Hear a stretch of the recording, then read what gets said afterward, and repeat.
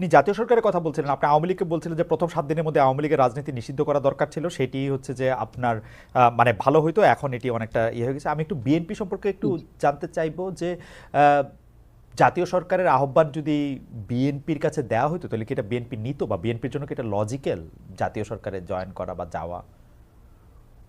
আপনার কাছে বিএনপির মনে জন্য হয় ভালো হতো। বিএনপি? এখন বিএনপি যে জটিলতার মধ্যে পড়েছে, হুম মানে এখন ডক্টর ইউনূসের যে সমস্যা, হুম বরং তুলনামূলক ভাবে আওয়ামী লীগ এখন বেটার শেভে আছে। হুম দূরে বসে তারা হুম দাঁত বের করে হাসতে পারছে, হুম এবং পালিয়ে থেকে নিরাপদ দূরত্ব থেকে এখন যারা হুম তাদেরকে তাড়ানোর জন্য হুম আন্দোলন করেছে, রক্ত ঝরিয়েছে, এখন আমরা যে নিজেরা নিজেরা দ্বন্দ্ব সংঘাতে জড়িয়ে পড়ছি, অবিশ্বাসে জড়িয়ে পড়েছি, আমরা হুম অনেক কিছুতে ব্যর্থ হচ্ছি, এটা দেখে তারা এক ধরনের স্যাডিস্ট, যেটাকে বলা হয় ইংরেজিতে, হুম ওটা করার সুযোগ পাচ্ছে, দাঁত বের করে হাসার সুযোগ পাচ্ছে, সমালোচনা করার সুযোগ পাচ্ছে, নতুন করে স্বপ্ন দেখার সুযোগ পাচ্ছে, যুদ্ধ করার কথা হুমকি দিচ্ছে, খুনাখুনি করার কথা বলতে সাহস পাচ্ছে। এই জিনিসটাই হতো না। তো যার জন্য এখন হয় কি, যে দীর্ঘদিন 15টা বছর ওকে। তো এরা এই এখন এই যে মঞ্জু ভাই আছেন, বা আমরা যারা বিএনপির যারা লোকজন আছে, আমাদের সবার মধ্যে কিন্তু একটা আতঙ্ক ছিল, এই কখন অ্যারেস্ট করবে, কখন বাসায় এসে ধরে নিয়ে যাবে, গুম করে নিয়ে যাবে। হুম হুম ফলে রাতারাতি আমাদের সবার সবার ব্যাকবোনের মধ্যেই একটা পেইন কাজ করতো। বুঝতে আমাদের পারছি। আসল ব্যাকবোনটা ছিল না, কিন্তু 7 তারিখের পরে দেখা গেল একটা লোহার তৈরি, স্টিলের একটা ব্যাকবোন তৈরি করে আমরা রয়্যাল বেঙ্গল টাইগার হওয়ার চেষ্টা করছি, কিন্তু তবে সেটা আলটিমেটলি তবে রনি শুধু ভাই এটা খুবই, ওই রয়্যাল বেঙ্গল টাইগার হওয়ার চেষ্টা করবে না। তবে জনাব গোলাম মাওলা রনি, মানে জি। এটা খুবই ইন্টারেস্টিং। আপনি বলছেন যে তারা দূর থেকে হাসছে বা তারা দূর থেকে তাদের দাঁত দেখাচ্ছে, সেডিস্ট ভাবে তারা মজা নিচ্ছে। আমরা আসবো আপনার কাছে। অনেকে বলছেন যে আপনার বক্তব্যে তারা সাহস পাচ্ছে, আপনার বক্তব্যে মনে হচ্ছে যে আওয়ামী লীগ একটা বিশাল বড় একটা দল, অথচ সেই পতিত রাজনৈতিক দলটি যার প্রধানকে পালাতে হয়েছে দেশ ছেড়ে, আমার বিবেচনায় তাদের রাজনৈতিক এবং আদর্শিক ভিত্তি দুর্বল। এটা অনেকেই বলছেন, কিন্তু আপনার কথা শুনলে আবার অনেকে বলে মনে করছে যে এটা তারা অনেক সবল, এটা অনেকে বলছেন। আমি আপনার কাছে আবার আসবো এই ব্যাপারে মন্তব্য নিতে। আমি একটু মঞ্জু ভাইয়ের কাছে আসি। জনাব মুজিবুর রহমান মঞ্জু, আমরা দেখেছিলাম যে যখন এবি পার্টি প্রতিষ্ঠিত হয় তখন এটাকে বলা হয়েছিল জামায়াতের সংস্কার পথিকদের দল। কেউ কেউ বলেছিল যে এটা জামায়াতের বি টিম, কারণ জামায়াত যদি নিষিদ্ধ থাকে তাহলে এবি পার্টির মাধ্যমে জামায়াত জামায়াতের মতো করে কাজ করবে। আবার আপনারা একটা লম্বা সময় জামায়াতের বিরোধিতা করেছেন, সেটা লোক দেখানো কিনা সেটা আমি জানি না। অনেকে এটা বলেছেন যে আপনারা আসলে আওয়ামী লীগের সময়ে তৈরি আওয়ামী লীগের সি বা ডি পার্টি। আমরা একটু শুনতে চাই যে এবি পার্টি আসলে কি, জানাব মুজিবুর রহমান মঞ্জু। যারা এগুলো বলেছেন তারা এখন কি বলছেন? এখন কি, যারা এই যে এখন কি বলছেন সেটা আমরা আমরা আমরা আমরা জানতে চাইবো। দর্শকদের যদি কোনো মন্তব্য থাকে তাহলে এটা আমরা জানাবো। আমাদের মনে হয় যে এবি পার্টি আসলে কি, এই প্রশ্নটা রয়ে যাচ্ছে। আপনারা আসলে যেহেতু আওয়ামী লীগের সময়ে তৈরি, আওয়ামী লীগের হয়ে কথা বলা, এবং বিশেষ করে জামায়াত ইসলামীর রাজনীতিকে যখন নিষিদ্ধ করা হয়েছে, তারা যখন অত্যাচারিত হয়েছে, তাদেরকে যখন বাদ দেওয়া হয়েছে, তখন আপনারা, রনিবের ভাষায় বলি, আপনারা দূর থেকে তাকিয়ে তাকে একটু হেসেছেন। তো সেইটার জন্য লোকজন আপনাদের কেমন ভাবে নেয়, এইটা আমরা একটু জানতে চাই আপনার কাছে যে মানে how are you আচ্ছা, now? প্রথম কথা হচ্ছে যে এই প্রশ্নগুলো যখন এসেছে তখন আমরা এই প্রশ্নগুলোর ব্যাপারে তখনই জবাবগুলো দিয়েছি। হুম হুম কিন্তু আসল সমস্যা হচ্ছে কি, আমাদের জবাবে তো মানুষ সন্তুষ্ট হবে না, মানুষ কাজ দিয়ে দেখতে চায়। হুম হুম যেমন ধরেন, আমরা যখন এটা আপনিও জানেন, আপনার সাথে আমার আগেও একটা শো হয়েছিল, সেখানে আমি বলেছিলাম আমাদেরকে প্রথমে মানে দুই দিকের কথা শুনতে হয়েছে। কেউ মনে করেছে আমরা সরকারের পক্ষ থেকে সৃষ্ট একটা দল জামাতকে ভাঙার জন্য, হুম আবার কেউ বলেছে যে আমরা জামাতেরই বি টিম, জামাতের ক্রাইসিস হয়েছে বলে তৈরি হয়েছি, জামাতের সুদিন আসলে আবার ফিরে যাব।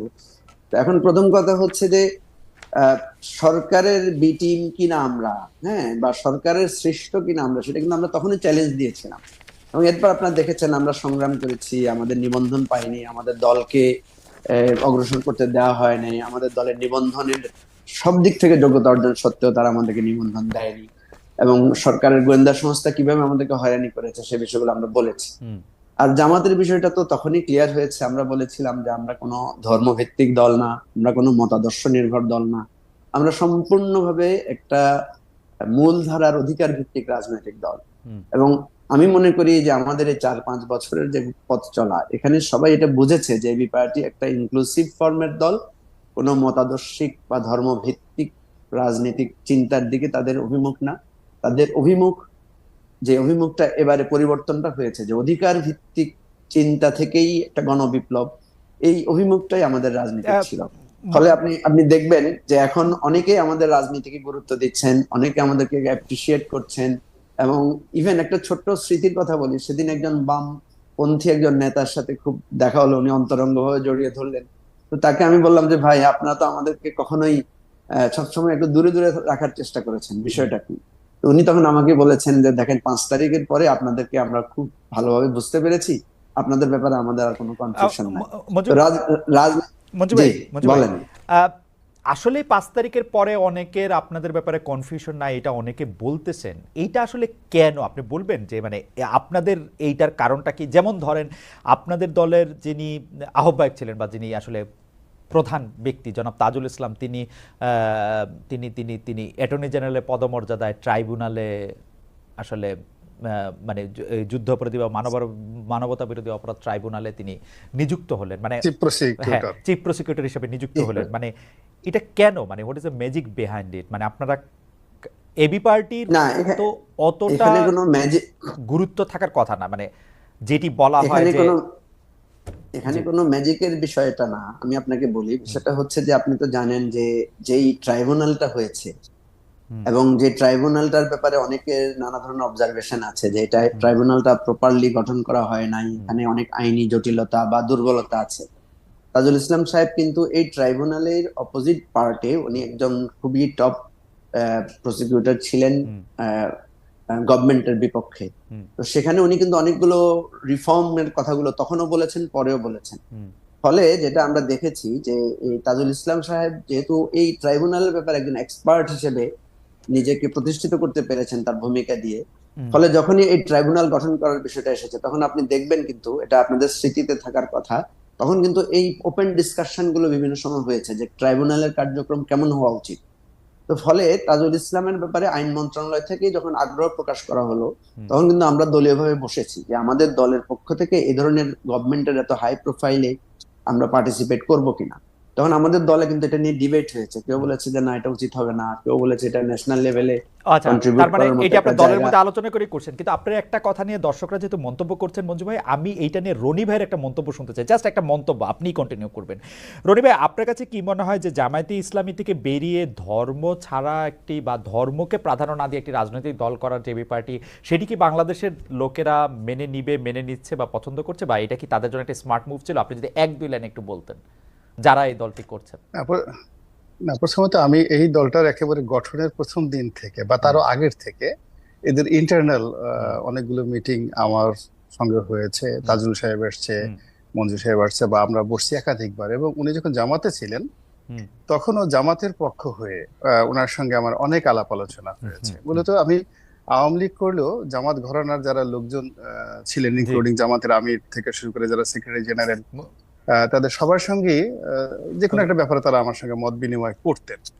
তো মূলত মঞ্জুর সাহেবরা যে এবি পার্টি করেছেন, এটার মধ্যে কোনো ভণ্ডামি ছিল না। আমি নিজে এটা সাক্ষী। তারা আসলে জামাতের যে চিন্তা চেতনা, ধ্যান ধারণার বাইরে গিয়ে নতুন একটা ধ্যান ধারণা করার চেষ্টা করেছেন। ওকে, ছিল না বলছেন, ছিল না। রনি ভাই, আমরা আবার আসবো আপনার কাছে। মঞ্জু ভাই পরে বলবেন যে তাকে কথা বলতে কম দেওয়া হয়েছে। আপনার কাছে কি মনে হয়, ছিল নাটা কি অতীত হিসেবে আপনি ছিল নাটা বলছেন, যে মানে এটা কি এখন ভণ্ডামি আছে, এটা মিন করছেন নাকি? না, প্রথমত যে পরবর্তীতে যখন দেখা গেল যে আসলে 1 বছর 1.5 বছর তাদের সঙ্গে আমার যোগাযোগ ছিল, এবি পার্টির সঙ্গে অনুষ্ঠানে দাওয়াত করেছে, গেছে, কিন্তু আমি আসলে আমার ব্যস্ততার কারণে মূলত তাদের কোনো অনুষ্ঠানও যেতে পারিনি। তারা অ্যাজ এ গেস্ট হিসেবে অন্য সবাইকে দাওয়াত করেছে, আমাকে দাওয়াত করেছে, বিএনপি লোককে দাওয়াত করেছে, কিন্তু আমি যাইনি। তাহলে ইন্টারনালি তাদের যে ভিতরে আসলে কি ধরনের রসায়ন ঘটছে, তারা কি সরকারের ডিজিএফআই টাকা দিয়ে পার্টি করেছে, না এসালামের টাকা দিয়ে পার্টি করেছে, না জামাতের টাকা দিয়ে করেছে, না মঞ্জু ভাইরা নিজেদের মানে শেষ সম্বল, তাদের একটা সব মিলে একটা বোধহয় ব্যবসা বাণিজ্য ছিল, তো সেখানে সম্বল দিয়ে তারা পার্টি করেছেন কিনা এটা উনরা ভালো বলতে পারবেন। জি, আমরা একটু মঞ্জু ভাইয়ের কাছে একটু শুনতে চাইবো যে মঞ্জু ভাই, আমাদের কাছে মানে বলে না কোনো একটা গুজবই আপনি বলি এখন পর্যন্ত, যেহেতু এটা আপনি ভালো বলতে পারবেন, যে জামায়াতের সাথে যেহেতু বিএনপির সম্পর্ক খারাপ, সেহেতু বিএনপি এইবার আপনাদেরকে ব্যাক করতেছে যে জামায়াতের অ্যান্টিডোট হিসেবে। এই ব্যাপারটা কি ঠিক? আপনারা কি বিএনপি ব্যাকড পার্টি এখন? আওয়ামী লীগ আপনাদের তৈরি করলো, এখন বিএনপি ব্যাকড, এরকম কিনা ঘটনাটা?